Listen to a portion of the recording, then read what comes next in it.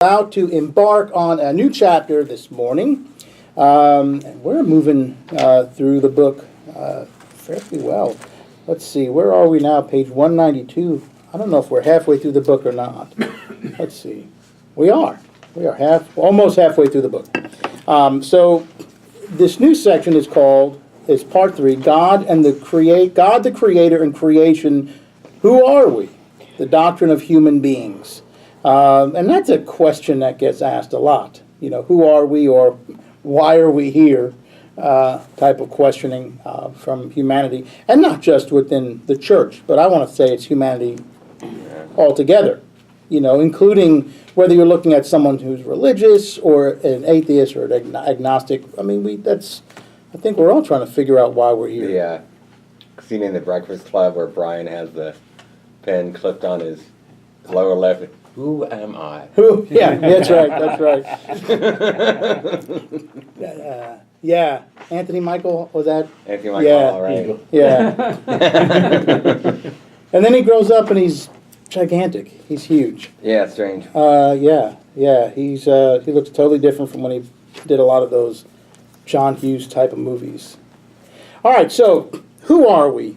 The introduction to the doctrine of human beings. And so we're going to hear a chunk from Guthrie. Suppose you were a long way from home, got involved in a conversation with a total stranger whom you instinctively liked, and he or she suddenly asked, "Who are you anyway?" Stop now and make a list of 10 or more things you would say to identify yourself. So let's not make a list, but let's just kind of throw some things out there. So if we were in a conversation with someone, a stranger, and that we thought, oh, this is a kind of neat individual, and someone said, "Who are you anyway?" What are some things we could say to identify ourselves? Talk about your profession, your interests. Job, like interest, vocation. The first thing is your name. Your name, yeah, that helps. Yeah, that helps. All right, and it's interesting. How big of a name do you give your full name? You know, you ever notice if you want to keep someone at arm's length, you might say, "My name is Suhail," or "My name is John." You know, and sometimes you feel to give away your full name is kind of like, all right, I'm letting them all the way in into my life. So okay, so your name, job, vocation, hobbies. What else? Where you're from. Where we're from. Yeah, definitely. What else? Good. What? I went this Emmaus walk, and Emmaus walk in that retreat. The first night you have to make a best friend. So you said talk with that person, and you can talk about everything. Yeah. Except what you do. Except your profession. Mm-hmm. Yeah, and it's so difficult to talk to anybody if you don't talk about your profession. I mean, it's amazing, you can say name, but then you find either you open the door too wide, I'm married, I have kids, stuff like that. Yeah. But it's very difficult not to mention either what you do or what you did or what's kind of, it's such a big part of. Yeah. Think about how much time you 40 spend. hours a week. Yeah. Yeah. Without overtime. Right. That's a big chunk of our lives. It really is difficult to talk without. When you think about it, if you are working now or if you're retired, if you think about your vocation, sometimes there are some weeks where you spend more time at your vocation than you do at your house. You feel like you go to your house to sleep, right, Alan? Yeah. I know Alan's always here. I'm always trying to get him to go home. He lives here. He lives here, right. But yes, so imagine trying not to say anything about our vocations, and that would be very hard. It really does. It shapes who we are, and many times, for many people, it defines who they are sometimes. Mm-hmm. So yeah, I would see where that would be really tough. Okay. So we would give them, pieces of who we are, right? It's interesting. It's not like you would, to a total stranger, just open the closet and let the graveyard out, release the skeletons. But you would want to give them enough that they would get a good picture of who you are, right? To a better understanding of who you might be. Well, good. So why is it easier to be honest about ourselves with people we never expect to see again? Think about therapists. Therapists, I think, are very.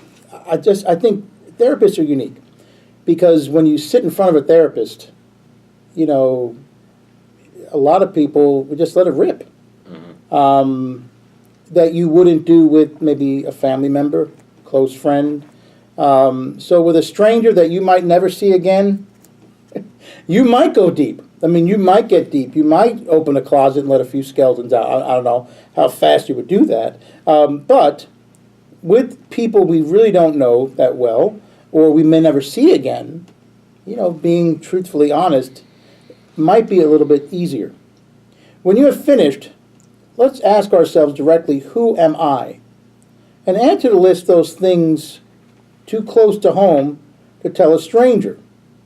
So, what would be some things that are too close to home that we wouldn't even tell a stranger?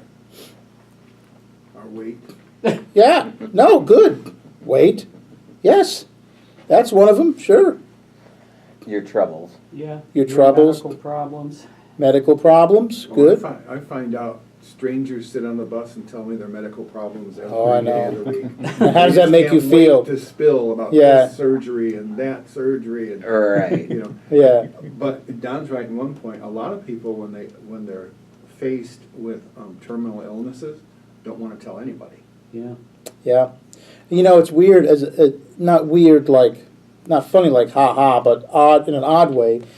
When I first started as an ordained minister, you really have to, you know, get your bearings, you know, because they teach you in seminary so much stuff, and then you get out into the church, and then you realize that there are some people who want you to, they'll call you in the middle of the night because, you know, there's a hangnail, and to pray for them. And that's okay. And this is obviously exaggerated. Mm-hmm. And you pray with them. And then there are the people who come to church and you don't see them for 2 weeks, and then you see them and then you say, hey, you know, where have you been? I missed you the last 2 weeks. Oh, I had a heart attack. You know, but I'm okay. I spent about a week in the hospital, but I'm back now. I'm good. Doctors cleared me. So, you know, there are people who are very open and who want the minister involved in every aspect of their lives. And that's great. And then there are the people who don't, who are very private, and that's fine and that's great too. It just shows you how different people are, and you really have to, you know, it takes a few missteps to get that, to learn that lesson, that we're all different. And some people are very, very private, extremely private about their lives, and that's who they are. Yes, so very much so, very good. So there are some things that we do hold very close to our chest. I think 99% of people would not talk about their income. Money, You can finances. be the best friend with them. Yep, They'll never tell you, or nor will you tell them how much you make or how much they make. that's right. It stays. Mm-hmm. Yeah, yeah. And I wonder how much of that comes from our upbringing. I know, because my parents were like that. You know, don't ask. I wasn't allowed to go into my mother. I still won't go into my mother's pocketbook. I mean, she would, Yeah. you know, threaten me with an inch of my life. You know, don't you, you know, like she would say, bring me a pen in my pocketbook, which meant bring her the pocketbook, Oh. and she'll get the pen. And you knew that. You knew that. So even now, so if my wife asks me to go into her purse, I'll bring her her purse. And she'll say, you know, you can go, no. I've learned that lesson very I can't well. find anything in my exhibit. I have to take it to work. So yeah, so there are the things that we just, I wouldn't go as far as saying taboo, but you know, again, you don't want to open the floodgates. It's just like, you know, sometimes when people go on dates, they tell you, you know, don't talk about your ex. Yes. They don't. The person you're with, you know, the man or woman doesn't want to hear about that. Talking about that, our ex, Pastor Mitch Colgan, Mhm. told us to never talk to our future pastor about our ex-pastor. Yes. So never say, Pastor there used to, that's it, it's good, it's great, but just so I'm mentioning Pastor, shouldn't be mentioning him in this. No, I get it. But yes, and that's part of it. We also learn really quick that when you go on interviews, if you always like to have a short-term minister in between a long-term minister. You don't ever want to follow the coattails of someone who is almost like a icon. Yes. Right. So it's always nice and okay. Well, they had a minister who was here for 20-something years, but they had an intern here who was here for like 3 or 4 years. And there was a long enough period. You want to let some of that, but nothing. But like the English language, there's an exception for every rule. So my first call, the minister there, he was there for like 32 years. Whoa. Yeah, exactly. I mean, he came there and he retired there and he ended up passing away in the town. Henry Mooney, very lovable, beloved individual in the community. And now there was a minister who came in after him, and then they had a couple interims, and then that was where I had my first call. Now, Henry's wife attended that church, and at first I was a little nervous thinking, but you know what? She was fantastic, absolutely fantastic, one of my biggest supporters. So you can't just say, you can't look at everything and say everything is the same. It's not. There's a rule for there's an exception for every rule. And but yes, there are the things, you don't want to make people feel insignificant or threatened or, so there are things that we will even hold back, even with a stranger, and sometimes even with people who are therapists, maybe it'll take more than one session to get to those deep waters. So, do the most important things come first or last? And what would be their significance on this list? So, like, when we do talk to a stranger, if we do begin a conversation with someone we don't know, do the important things come first, or do we kind of open with small talk? The weather is the first thing you talk about. Yes, right? So small talk, right? Well, that spring is not Then coming. you kind of feel out the person. Yeah, and yes. Wonder, is this somebody I can open up to? Used to Very be good. current events, but that's too political. Oh, yeah. Yeah. I don't know if you want to open with current events these days. Exactly. I mean, even if you're like-minded, you might even Right. find an area where they're ready to splice. Yeah, good. I agree with you, Don. I think we kind of feel people out and see if this might be an individual we want to have a conversation with. And how many items on our list identify our public and private image of ourselves in terms of personal relationships? Married, single, parents, children, friends, associates. How many items are not relational, intellectual, or physical? And so even Alan brought up things like weight, right? Or health issues, right? That we, we might not bring up, but we know what it's like when others bring them up around us. It's kind of like a droning sometimes. And for you it's easy, but for us it's probably not. We probably never talk initially and very open about our faith. Yes, good. I mean, if Very somebody good. Say, "Oh, I'm Christian," it's Very good. when you come as a minister, Right. it's Yeah. different sort of together. Yeah. But I mean, you're Right. thrown into the fray instantly. Yeah. As soon as they know you're a minister. Yeah. But, It's like, yeah. it's like, come talk to me. It's like this thing says, come on. Yeah. What did Lucy Van Pelt have? The doctor is in 5 cents, a little psychiatry Oh, booth. yeah. And that's okay. It comes with the collar. Yeah. It comes with the collar. But yeah. at least they know that you're Christian. But for Yes. anybody else in discussion, that comes maybe later if they become friends Very with good, you, they Suhail. may Yes. then ask, Right. Because in our society, and I don't know why this is, and Andy just touched on this, we do have those 2 taboo subjects. And Andy breached the first one already. Politics. Right? We don't talk politics, and Suhail just mentioned the second one, religion. Right? If you want a happy conversation, steer away from those two areas. And it's interesting, in seminary I had one class, and it was a J term, so it was like not an express class, but an intensive class.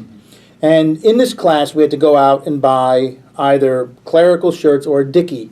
It's kind of like it looks like a dicky, any other kind of dicky. It's just the top piece, and it kind of sits on your shoulders, and you had to wear it everywhere you went. And if the professor saw you around town without your collar, you would get a 0 for your final project. So this was part of a final project. So we had to wear our collars everywhere. Everyone in this class had to wear our collars. And what it is, it's kind of like an immersion experiment for us to understand what it feels like to be identified as clergy. And it was, and when we came back at the end, and we would talk every class period what it's like, and and he would say, have any of you had interesting experiences? And some people said, well, I went to the airport and everyone pushed me to the front of the line. You know what I mean? So they did that. Or for me, it was a while to get used to walking into like a big box store, like a Best Buy or a Barnes and Noble, without people staring at me. Looking at me, and you could see the people who were mainline Christians would look and smile, and some people would look and scour. I mean, it just, but it was interesting that this itself does that. It lends to that, and I think the professor, which I thought was it was a great assignment in itself, because it really throws you into the deep end and says, now swim. This is what it's going to be like, so get used to it. And everyone has a different feel on it. So yes, it does. And you are forced to talk about things that you enjoy talking about. For instance, at one time at a bar restaurant, someone started talking to me about theology, and we were having a great conversation. And then he said, "Oh, I'm so sorry. You probably talk about this stuff all day long." And I said, "Actually, I don't. So I don't mind. Let's keep talking if you don't mind." And we don't. The top 7 things or top 10 things, I want to say it's the top 7 out of 10 things that ministers talk about with their parishioners have nothing to do about theology. Yeah. Nothing at all. So, if we're approached and people want to talk about Christianity, church history, I'm happy to talk about it. I really don't. I feel like I don't talk about it enough. So it's again, and that's a perception, So there are lots of things, and yes, so we are not quick to talk about our faith, right? Religion, because we know that sometimes is a hot button topic, and it could be, or it could be something that we're just not comfortable with right off the bat. But sometimes it comes out. Well, what do you do? Someone might say, "What are you doing on Sunday?" Yeah. Well, I'm going to church. Right. And that's a lot of times that's how it pops in. Yeah. What are you doing Tuesday night? I'm going to Bible study, and that could be the door that opens, and then I go to this. Don't worry, I don't mind skipping it, but I often go to this dinner club on Thursday. Yeah. And I think some of them may have actually already known, but I'm pretty sure the first time that I'd mentioned that I go to church regularly was Monday, Thursday, and I was like, "Yeah, I'm gonna be late." Yeah. Monday, Thursday. Yeah. Because I wasn't ashamed of it, but it just hadn't come up, and I don't. Right. I don't try to force it into conversation. And how long where have it you doesn't been with belong. that club? What? How long have you been with this club? I've been going there for 4 months, something like that. But I've known the people longer. Yes, it's but amazing. I wasn't 4 months, really a Christian back when I knew them. But yeah, it was just if anybody asked or whatever, I would have been happy to say it, but I didn't want to force it in. But then, why are you going to be late? Yeah, and the question, how can you say that? How can you mention that without sounding like you're proselytizing? You know what I'm saying? This is one of the things, because in our church setting, we really want to bring more people in, but how do you? Well, I think what's that step? What's the line? And you're right, because in our society, that's what it's become. It's proselytizing, right? You feel that, someone is browbeating you, And in fact, we've gone to the point where if someone just mentions their church, you're just like, oh. I feel it. And the culture is kind of taboo. It is taboo. Yeah. It is taboo, and so Suhail is correct. We do need to talk about it, because it's a huge. Think about the church within all our lives. It's a big part of who we are. It most definitely is. So it should be something that, we talk about. So Suhail's question is, how do you do it in a way where people are not going to feel that you're proselytizing? And that's a $10,000 question. So for me, it's all about, how does Jesus do it? And it's for Jesus, it's about building a relationship with someone, making connections with them before. So Jesus doesn't do it right away. He doesn't bowl people off. Jesus doesn't meet someone and say, either you believe in me or you're going to go to the fiery pits of hell, and this red dude's going to shove you in a big oily vat with a pitchfork and keep pushing you in there. What's his name? Thank you, Dante, for those images. But, he would build a relationship. He would get to know somebody. A lot of times Jesus met physical needs. Right? So if someone was handicapped, he would heal them. If someone was hungry, he fed them. Right? If someone was spiritually broken, he would spend time with them. Right? We think about Zacchaeus. Zacchaeus was a tax collector, was he not? Mm-hmm. Trying to think. Yeah. And when he what does he do? He has dinner. He goes, I'm coming to your house tonight to have dinner. Yeah. And boy, Zacchaeus was so excited. I mean, wow, the rabbi wants to have dinner at my house. Tax collector. Right? So he spent time with people. He got to know people. So even Jesus wasn't taking the Torah and beating people over the side of the head with it. He got to know them and built relationships with them.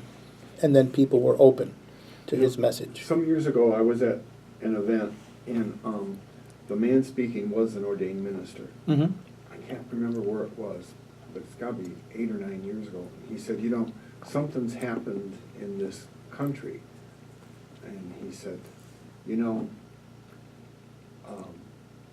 can go to an IU game or an Indiana State game or a Colts game or a Cubs or a Sox, and men rip off their shirts and paint their faces, and women color their hair and wear these medallions and scream and yell and get drunk and that.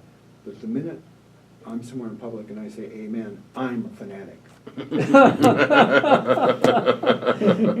That's it. Yes, that's interesting. Yeah. Yeah. Yeah. Something to think about.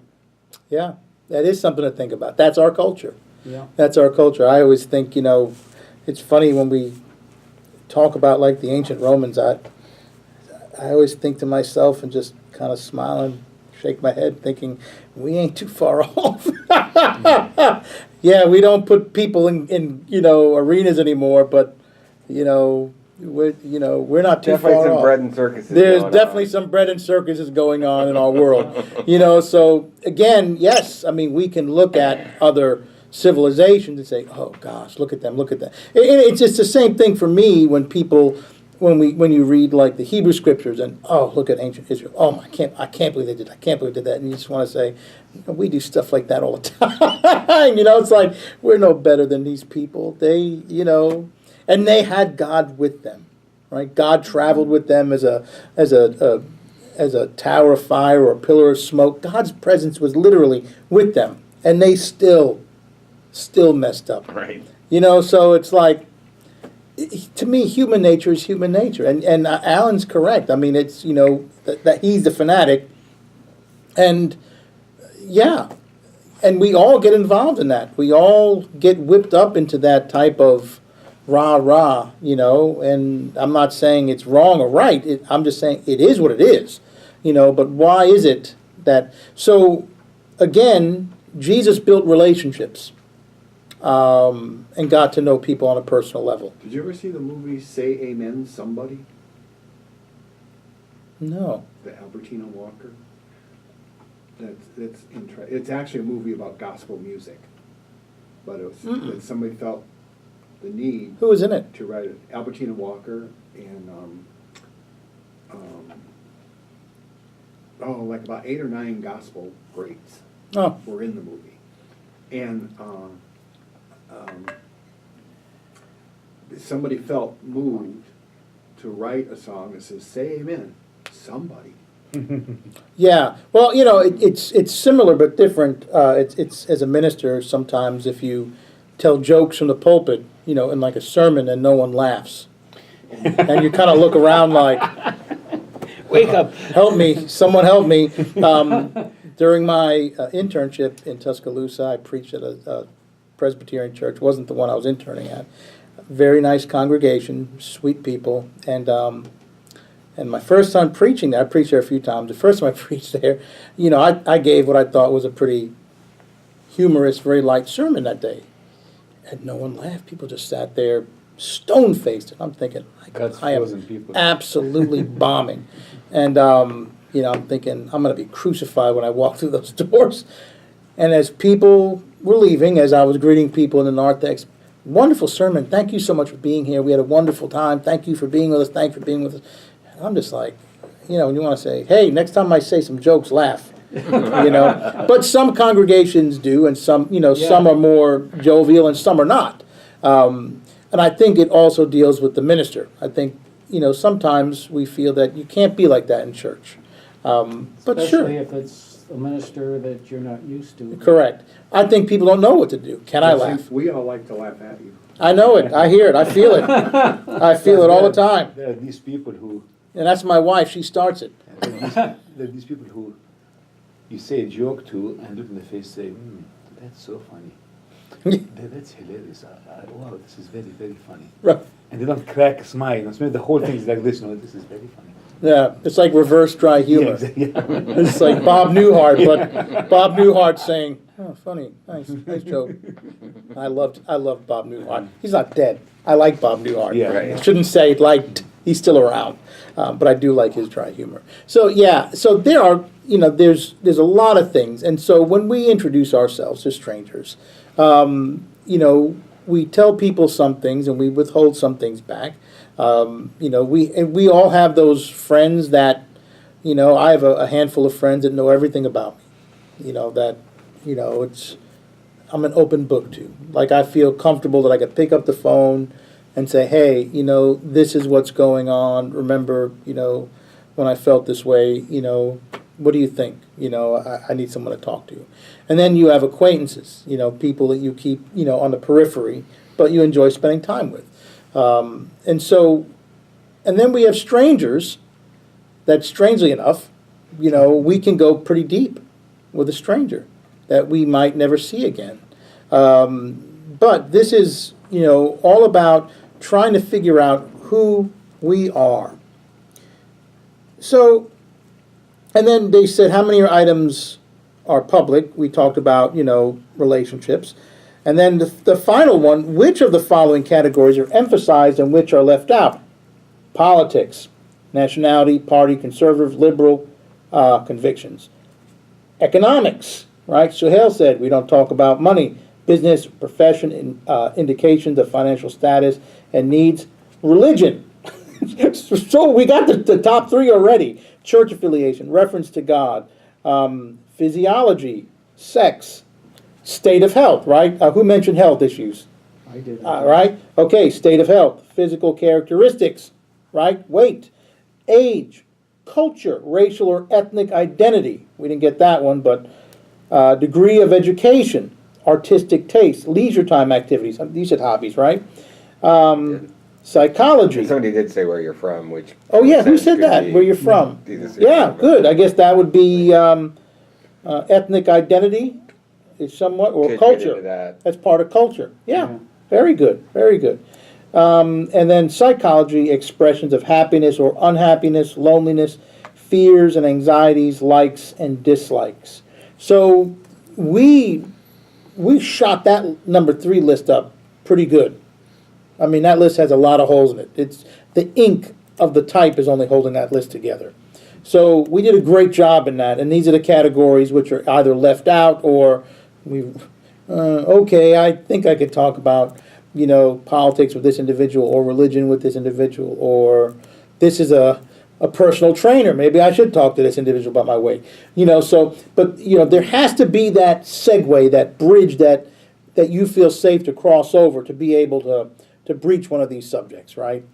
And then people who just blurt these things out no matter where you go, and you're kind of like, oh gosh, please don't talk about these things around me. And then the fourth one is, are there contradictions in your list? Items that express not so much what you are as what you wish you were, think you ought to be, want other people to think you are. And which of the items would you say are essential to your basic humanity? Which are incidental, which are destructive to your basic, which are destructive of your basic humanity. So, when we think about these things, which are inherent about who we are as a human.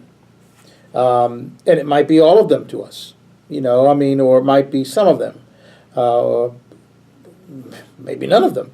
But it's what do we feel comprises us as a human? And I don't know. I think we're all so different. And I don't think that's a bad thing. I think that's a very good thing. But it helps us to try to understand the human race, right? And that we are incredibly different from each other. I could take a poll inside the church on theological issues, on social issues, and we would be all over the map. All over the map. And yet we are the same denomination. It's the same church where we go downstairs every week and have refreshments together and laugh together, and we go to each other's events, right? I mean, we're a church family, and yet we are different. Probably no different than your own personal families, right? I think about my own family, how different we all are. And we all had the same grandparents. We all are, like my cousins and I, we all have parents that were siblings that grew up in the same house. And yet, my cousins and I mean, we're very different. We're similar. We have similar tastes, we have similar ideas, but we're also very different. We're also very different. So, what makes a human, what makes us a human, we joke around and say, well, that person obviously wasn't hugged enough as a child. But there's a lot of truth in that.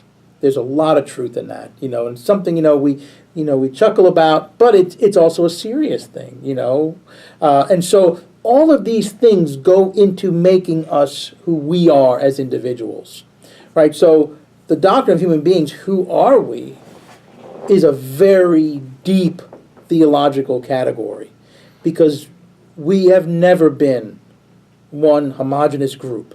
Never. When people say, we need to get back to the old church, the ancient church, the way it started out, that's the way it used to be, the good old days of the church, and I respond, have you ever read Corinthians? You really think the church started out this perfect organization where there were no issues? Paul would not have had a job. Right? There were always issues, always problems, because the church never was comprised of all like-minded people. There are people coming in from all across the map, from different cultures, different provinces, different nations, different tribes. Some people were Christians from birth. Some people just converted from, their different pagan religion yesterday. Right. So there are people coming in from all over the place. They were never, ever, ever a group of people who could just sit around and say, yeah, we all agree on everything. That's that's like a Stepford church, right? Remember that? Yeah. The Stepford Wives. The Stepford Wives. I'm like, and that should scare us. Yeah. Those type of sterile communities where everyone is the same and everyone's happy, and they do these episodes on. I remember they did them on the X-Files, where people were going missing, and so Scully and Mulder moved in, as FBI agents, and they pretended to be husband and wife. And it's a neighborhood where everything is perfect, and everything is happy, and everyone is happy. You can't put up a basketball hoop, right? Mm-hmm. So that was the first thing Mulder did, was put up a basketball hoop, just to kind of stir the pot, to see what he would drum up. But these type of environments, they stand out to us because they're not natural. Because that's not life. Life is messy. Life is confusing. Life is difference. We are all different. We're all different, right? And to think that, the church back in the day was no, it wasn't. Never, ever, ever was it like that. Never was it like that. And if you have any organization where everyone's exactly the same and my first thing would be, run. Something's going on there. They're putting something in the Kool-Aid. It's just like because it's just not human. It's just not human. We're wired differently, and that's not a bad thing. It is what it is. He made us that way. He made us that way, right? So, being the church is about getting past our differences and creating this family called humanity, right? And that's what the church is all about. And so, as we go further within this chapter, who are we? The doctrine of human beings. We'll build on some of these concepts, and of course, we'll also build on theological concepts as well. But this is where Guthrie is moving with this. So, it's okay to be different. All right. Next week we will continue.